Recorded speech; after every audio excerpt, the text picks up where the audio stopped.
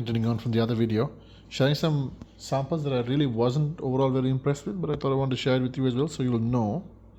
When I say not impressed with, they weren't to my scent profile. They weren't matching what I ideally would look for in a perfume. Amber Vision from Swiss Arabian received some hype recently because it's new and was launched recently, and you had a lot of influencers pushing it. But to mine was, first of all, I'm not really a huge amber fan in terms of things that are amber deep. That's why I not really even a big fan of Ahmed al-Maghribi's Bin Sheikh because of the deep amber. But I dislike this for other reasons. It doesn't seem to have a very deep amber note to my nose. Rather, it had some fruity notes and some very generic, smelled very generic to be honest. Wasn't impressed by it. Latafa King, that's not what this is called. You know, this is the perfume that looks like a card pack from Latafa that was receiving some hype recently. Wasn't to my taste. Moonstone Noah, I thought the first time I smelt it, it had some oud in it along with some other notes, but I couldn't find it this time, so wasn't very impressed.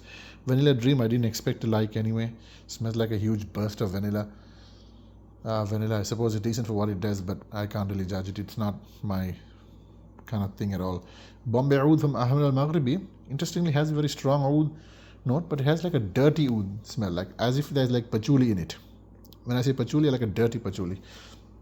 Not like dirty is the smell, not like in an animalic way, in like a dirty way. So not really my jam. Zumar by by Ahmed al-Maghribi, their most expensive and top of the range oud perfume. Actually, I didn't really like this much because the oud was a little bit too light for my liking. I mentioned in the other video, it is a classy scent profile. So if you're looking for a classy scent-based profile, I believe there are multiple ouds in this.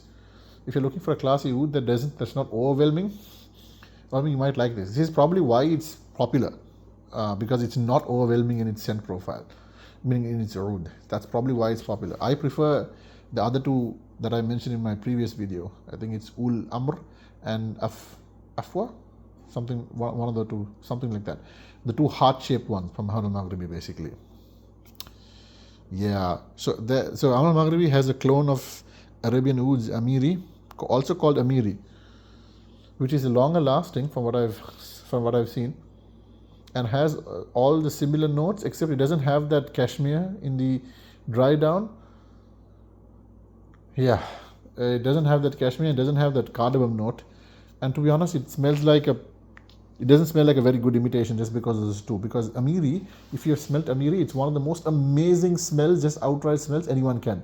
And this is not from an oud perspective, there's no oud anything on it. Arabian ouds, Amiri is just simply top notch. I mean, it smells amazing. The only downside why it's not more popular probably because it's very fleeting in terms of its performance. But in terms of smell profile, I remember the first time I smelling and thinking, man, I have never smelled anything as good as this ever. But when I tried like a year ago. But this falls way short. Way short. I'd like to see someone do an inspired version of Amiri, but really nail those two notes properly. So yeah, those are it for the few that I wasn't really impressed with. Meaning, or rather, they weren't to my preferred sort of scent profile. So I just thought I'll share them with you. See you in the next one. Assalamu alaikum wa barakatuh.